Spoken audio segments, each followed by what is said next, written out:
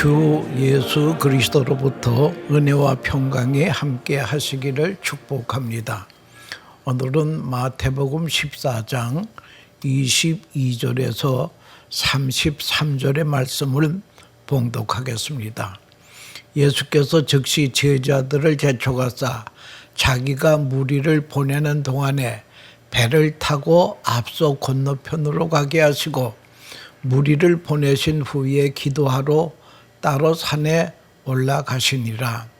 저물매 거기 혼자 계시더니 배가 이미 육지에서 술이나 떠나 바람이 거슬림으로 물결로 말미암아 고난을 당하더라.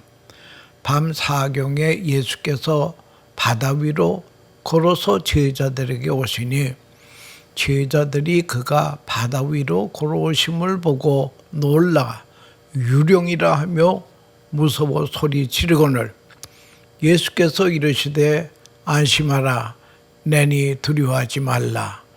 베드로가 대답하여 이르되 주여 만일 주시거든 나를 명하사 물 위로 오라 하소서 하니 오라 하시니 베드로가 배에서 내려 물 위로 걸어서 예수께로 가되 바람을 보고 무서워 빠져가는지라 소리질러 이르되 주여 나를 구원하소서 하니 예수께서 즉시 손을 내밀어 그를 붙잡으시며 이르시되 믿음이 작은 자여 왜 의심하느냐 하시고 배에 함께 오르매 바람이 그치는지라.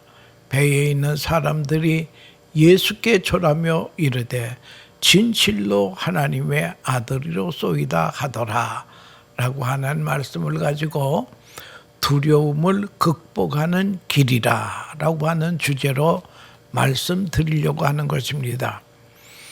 오래전에 미국에서 우주선을 타고 처음 달나라로 다녀온 사람 줄 중에 오윈 대령이라고 하는 신앙이 좋은 분이 있었습니다. 달나라에 가서 지구를 볼 때에 지구가 총 천연색으로 보이더라는 거예요. 그리고 만리장성도 보이더라는 것입니다. 우주에서 임무를 다 마치고 돌아오는 길에 캡슐을 타고 지구를 향해 떨어집니다. 그럴 때에 낙하산이 둘이 펼쳐져야 하는데 그래야 안착을 합니다. 그런데 이게 웬일입니까? 하나만 펼쳐지고 하나는 펼쳐지지를 않습니다. 비상수단을 써도 안 되고 휴스턴 지상사령탑에서도 야단이 났습니다. 이대로 떨어지면 박살이 나는 것입니다. 그러나 속수무책이 올시다.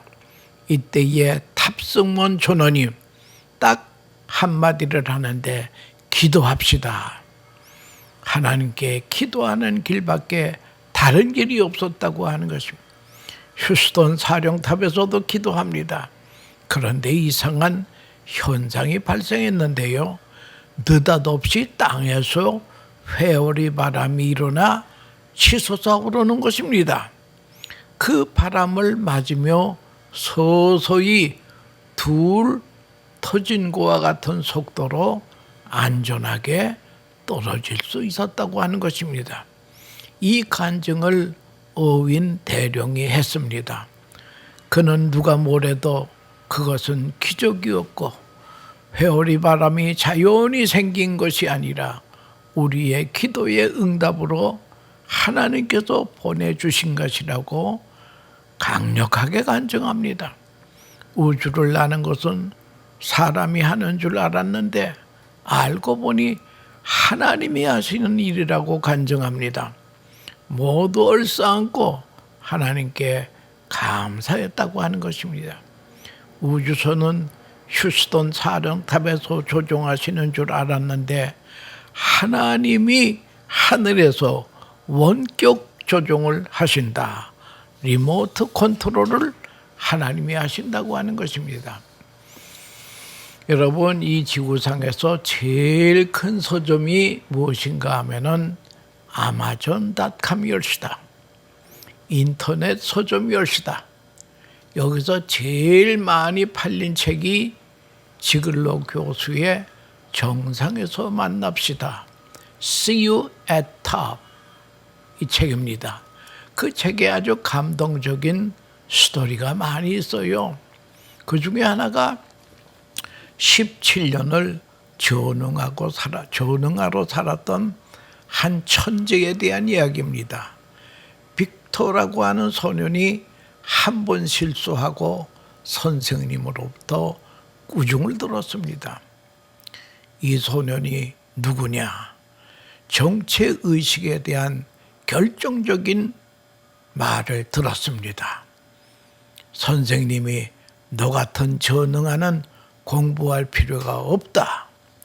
이 말을 듣고 소년은 충격도 받았지만 그 선생님의 말을 믿었습니다. 아, 나는 전능하구나. 그래서 실수가 많구나. 그래서 공부도 안 되는구나. 이것이 문제로구나. 나는 전능하다라고 하는 확신을 가지고 살게 되었습니다. 무려 17년의 세월이 흘렀습니다. 32살 되는 해에 우연히 직장에서 IQ 테스트를 하게 되었습니다. 근데 그 결과는 이 빅토라고 하는 사람이 IQ가 161가 나왔습니다. 아주 이건 천재 중에 천재입니다. 모두 깜짝 놀랐습니다. 시험관이 하는 말이 당신은 전능아가 아니고 천재요. 그날부터 빅토는 천재로 살기로 결심하는 것입니다. 여러분, 소원대로 이루어진다. 나는 전능아가 아니다. 이제는 옛날에는 큰 실수를 해도 나는 전능아니까 이런 실수를 한다.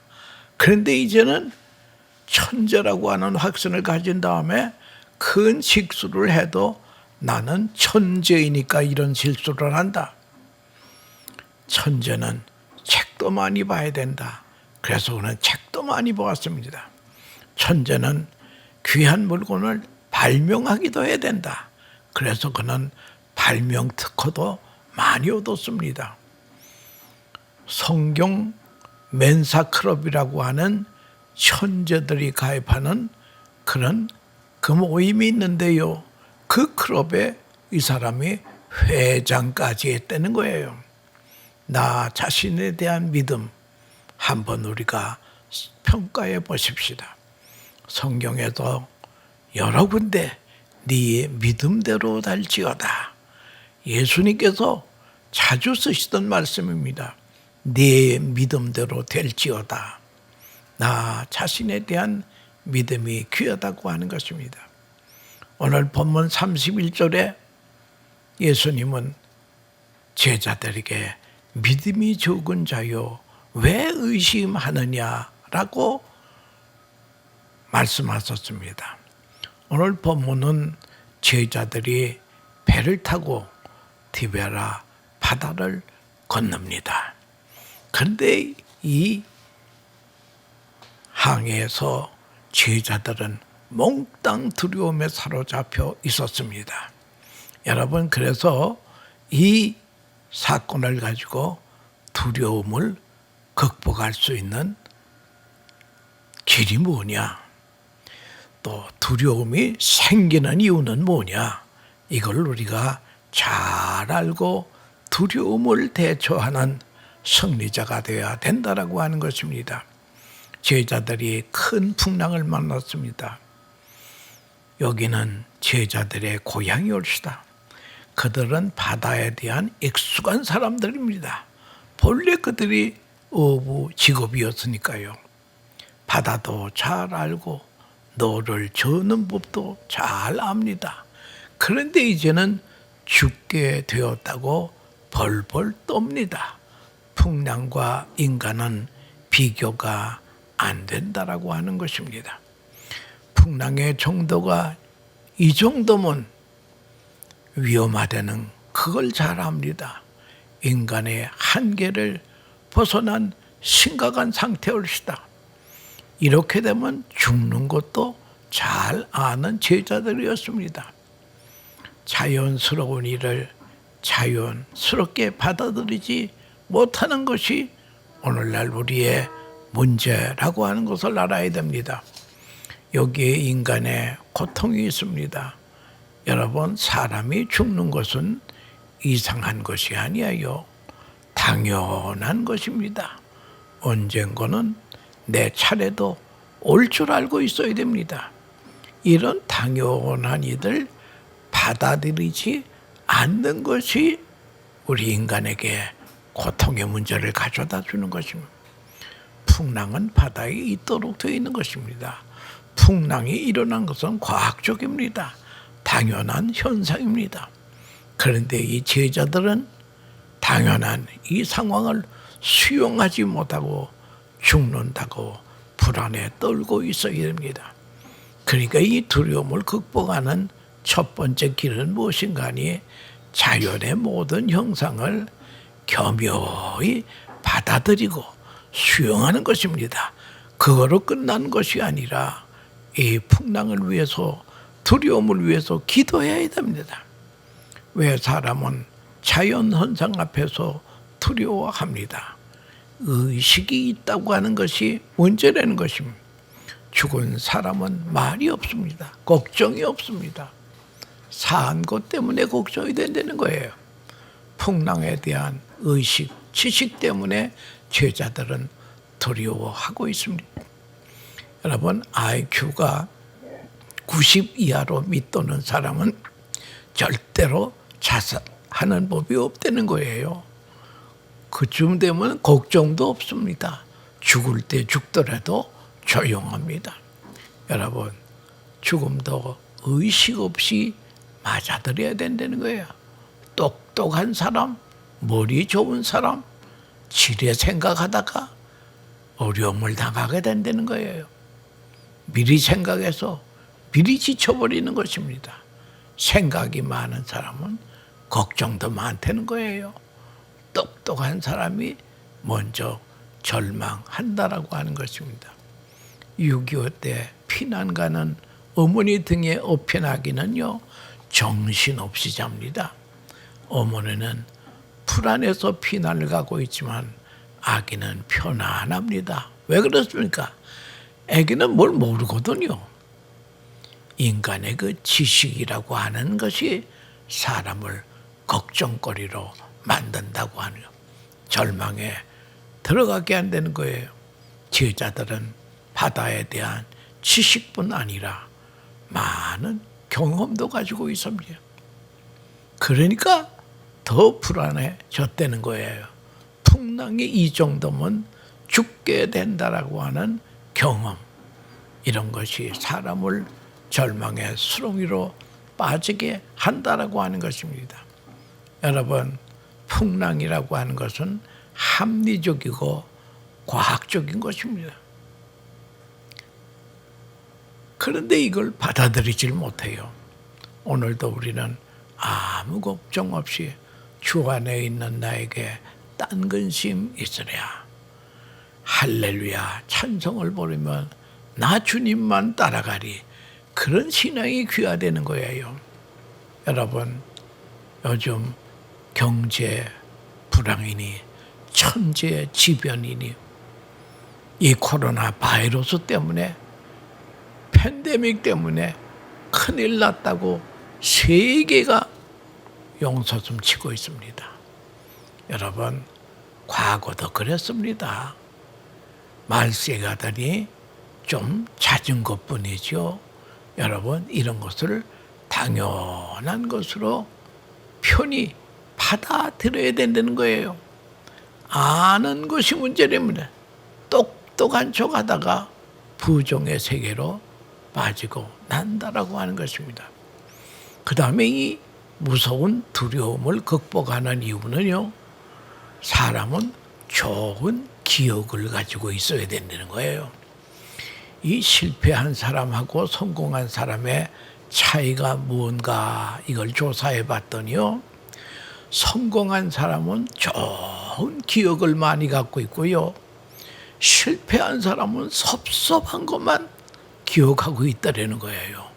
그러면 망조가 들도록 되어 있는 것입니다. 머릿속에 긍정적이고 아름다운 추억을 간직하고 살아야 된다는 거예요. 이것이 없으니 벌벌 떨게 된다라고 하는 것입니다. 제자들이 풍랑을 만나기 몇 시간 전에 베세다 뜰에서 예수님이 오병이어로 5,000명을 먹이고 12광지가 남는 그런 기적이 있었습니다. 그런데 이 귀한 사건을 제자들은 다 알고 있었습니다. 그런데 그 은혜를 다 잊어버렸어요. 사람은 은혜에 대한 건망증이 참 맹랑하게 만들어 놓는 것입니다. 지난날에 베풀어 주신 은혜와 기적, 그 순간을 절대로 우리가 잊어서는 안 되는 거예요. 그 순간으로 돌아갈 줄 알아야 두려움이, 근심이 사라진다는 거예요. 그래서 시편 기자는 하나님이 주신 은혜를 무엇으로 보답할까? 언제나 그 은혜에 대한 보답이기를 생각하는 사람, 이 사람은 희망이 있습니다. 이런 마음으로 살아야 이 두려움의 문제가 해결이 된다라고 하는 것입니다. 한시성을 가진 장로님이 썩 잘 살지도 않고 못 사는 형편도 아닙니다. 그런데 그 집에 들어가 보면요, 그 리빙룸에 낡은 룩색 하나가 걸려 있습니다. 그래서 방문하는 사람보다 아니 저거 룩삭은 왜 저기 걸어놨어? 그럴 때에 그 장로님이 6.25 때 피난길에 룩삭을 메고 남쪽으로 내려오는데 어디가 총알이 비어도 오더라는 거예요. 그래서 자기도 총알에 맞아 쓰러졌습니다. 총알 몇 개가 장로님의 몸에 맞은 것이 아니라 이 배낭에 록색에 박히고 군데군데 군용이 뚫렸습니다. 바로 그 시각에 하나님이 나를 지켜주셨구나 하고 믿었습니다.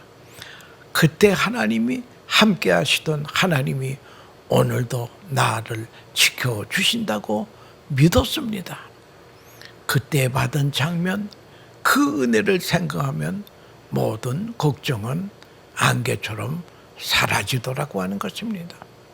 여러분, 받은 은혜를 기억하는 것, 우리 모두 하나님의 은혜를 체험한 결정적인 사건이 많이 있었습니다.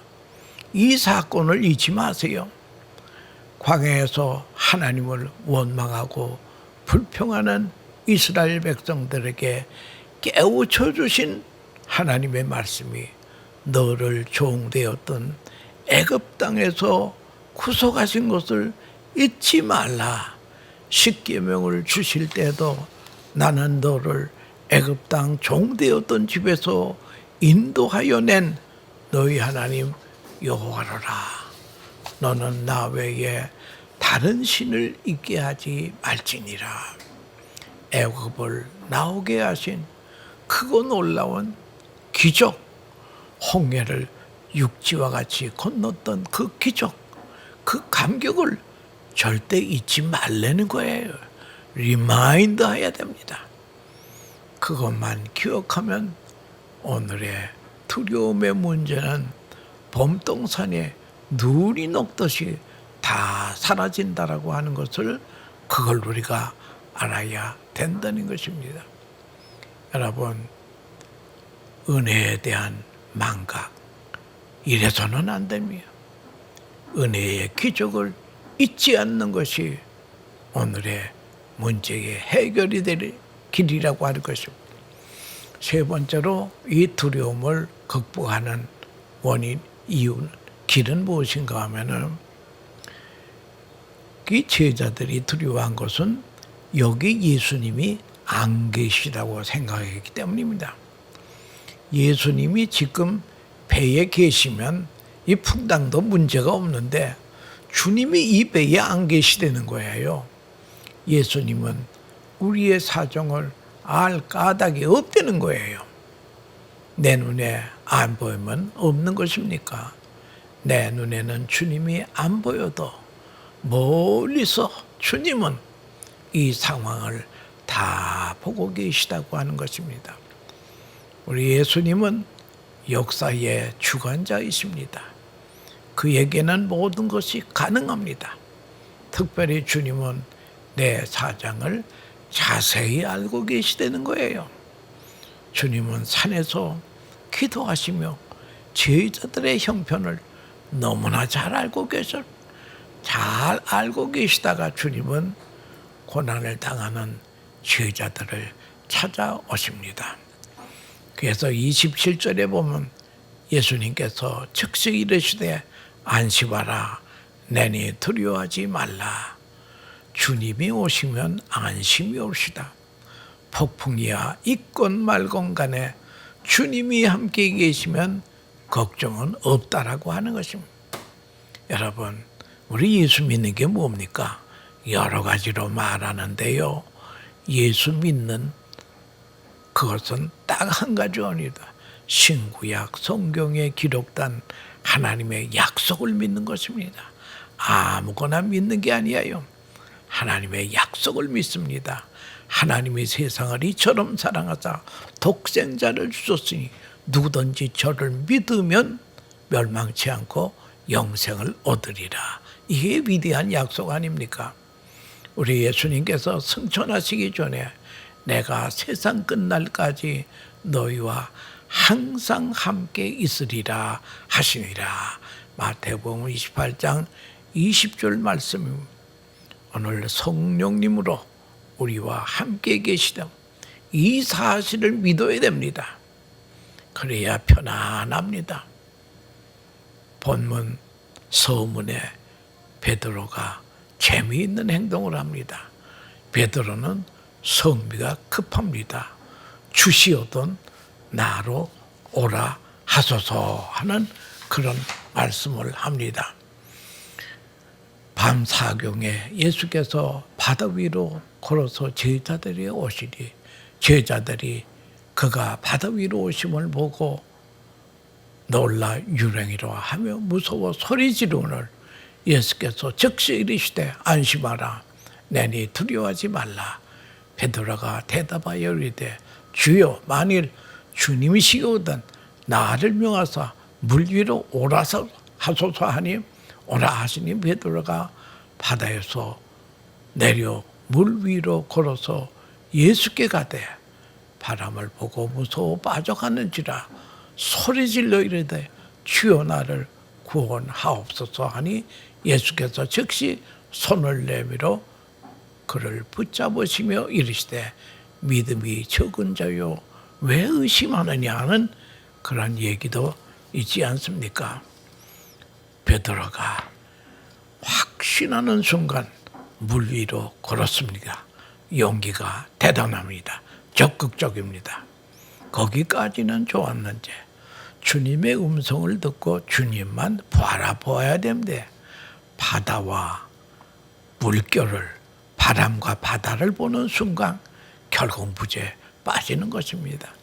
그래서 우리의 복음성가 중에도 괴로울 때 주님의 얼굴 보라 라고 하는 찬양이지 않습니까? 주님은 베드로의 손을 잡아주시면서 믿음이 적은 자요 왜 의심하느냐 내가 오라 하면 나만 보고 오면 되는데 왜 딴 생각하느냐 이거예요. 대단히 중요한 말씀이옵시다. 믿음이 무엇입니까? 하나님의 약속을 믿는 것 아니게 내니 두려워 말라. 이 사건을 통해 하나님이 우리와 함께 계시다고 하는 것을 확인해야 합니다. 왜 풍랑이 일어납니까? 우리의 연약함을 알고 하나님을 의지하고 하나님이 원하시는 길로 우리를 그에도 수종하기 위해서 때때로 풍랑도 있다라고 하는 것입니다. 여기 사경이라고 하는 것은 새벽 4시에서 6시를 사경이라 하며 인간의 절망의 자리에 예수님은 찾아오십니다. 사람의 길이 사람의 절망이 하나님의 시작입니다. 모든 것들이 하나님의 은혜라는 것을 잊어서는 안 됩니다. 풍랑도 하나님의 은혜입니다. 인생의 풍랑을 잔잔케 해주실 분은 오직 예수님 뿐이라고 하는 것입니다. 발명왕하면 토마스 에디손을 말합니다. 그가 세상을 떠나고 탄생 100주년이 되는 해에 큰 행사를 이 뉴저지에서 했습니다. 다양한 프로그램을 하는데 그가 생전에 사용하던 테이블에 열쇠를 열고 보는 프로그램이었습니다. 한 번도 그가 세상을 떠난 다음에는 그분이 쓰던 책상의 서랍을 열어본 적이 없는데, 그런데 그 서랍을 열어보니까 아무것도 없이 종이 한 장이 있었는데 거기에 쓰인 길이 캄캄하고 어려울 때에 요나를 생각하라 라고 하는 그 글이 있더라는 거예요. 요나는 바다에 던지움을 받지 않았습니까? 그래서 고레배 속에 들어갑니다. 고레배 속에 들어가서 그는 철저히 하나님께 회개합니다. 그랬더니 고기를 타고 직행으로 느니웨로 갔습니다. 괴로울 때 하나님은 우리의 길을 인도하신다는 거예요. 하나님이 원하시는 길로 우리를 인도하십니다. 그것이 하나님의 사랑입니다. 그것이 풍랑이 있는 이유도 되겠습니다. 깊은 의미가 있습니다. 하나님의 주권과 사랑을, 그리스도의 권세를 확증해 주시기 위해서 때로는 풍랑이 있다라고 하는 것입니다. 내니 두려워하지 말라.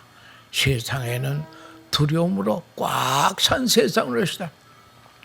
죽음에 대한 두려움이 있습니다. 실패에 대한 두려움이 있습니다.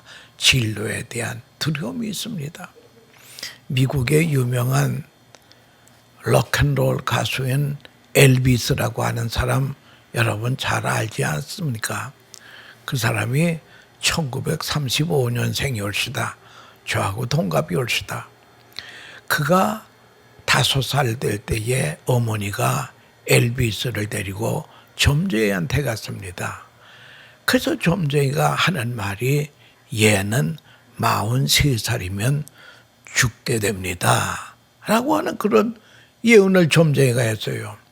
그 후에 엘비스는 아주 인기 가수가 되어서 명예와 돈을 산더미처럼 벌었습니다.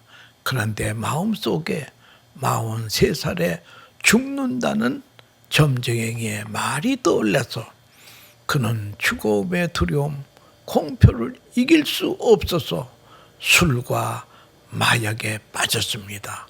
그러다가 결국 43살에 죽고 맙니다. 5살 때 점쟁이한테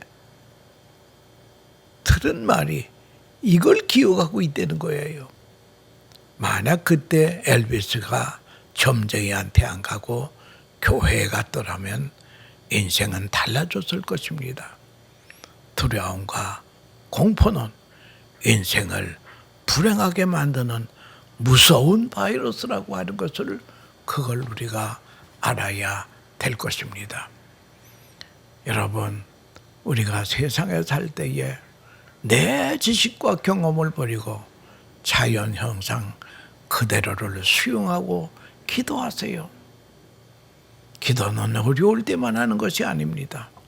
예수님은 오병 이후에 기적을 행하시고 군중의 환호와 박수악체를 받으실 때에 조용히 산으로 가도 기도하신 것입니다. 이 일 잘 될 때에 더 기도해야 됩니다. 지난날 하나님이 베푸시는 일을 기억해야 됩니다. 하나님이 나와 함께 계시고 내 세밀한 사정도 아시고 원격 조정하신다고 하는 하나님의 약속을 믿으라고 하는 것입니다. 범블란트 목사님이 그 복음 전하다가 루마니아에서 교도소에 갇히게 되었습니다. 그는 교도소에 가가지고 성경을 매일 읽는데 창세기로부터 요한계시록까지 있는데 두려워하지 말라는 말이 너무나 많이 나오더라는 거예요. 그래서 그것을 세보았습니다. 창세기로부터 요한계시록까지 너는 두려워하지 말라. 그랬더니 이 두려워하지 말라는 구절이요 366번 있었다는 거예요. 여러분 1년에 365일 아닙니까?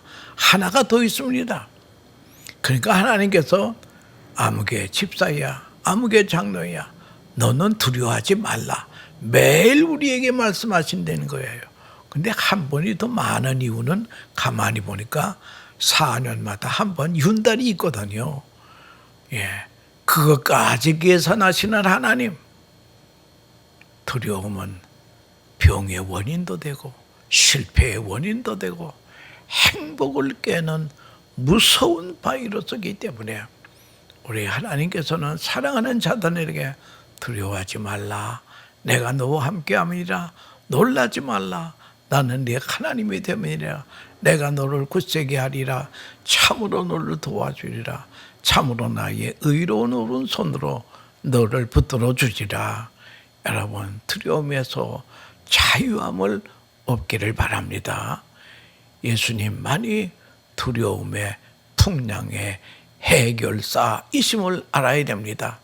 어윈 대령의 간증의 요지는 풍랑을 해결하실 분은 풍랑을 지으시고 다스리시는 오직 예수님 뿐이라고 하는 것입니다. 하나님은 모세의 후계자 요수아에게 제3 강조하신 것이 너는 강하고 담대하라. 여러분 강하고 담대하시기 바랍니다. 그래도 두려움이 생기면 예수 그리스도로 명하노니 이 더러운 두려움은 물러갈지어다. 사탄은 물러갈지어다. 외쳐야 된다라고 하는 것을 여러분 기억하시면서 자연 현상을 수용하고 기도하세요. 지난달에 받은 은혜를 늘 리마인드 하세요. 주님이 여기 계심을 믿으세요. 세상 끝날까지 너희와 함께하리라고 약속하셨습니다. 예수님은 우리의 고난의 현장을 찾아오시는 임마누엘 예수님이라고 하는 것을 믿고 두려움에서 자유함을 없는 승리하는 성도님들 되시기를 축원합니다. 감사합니다.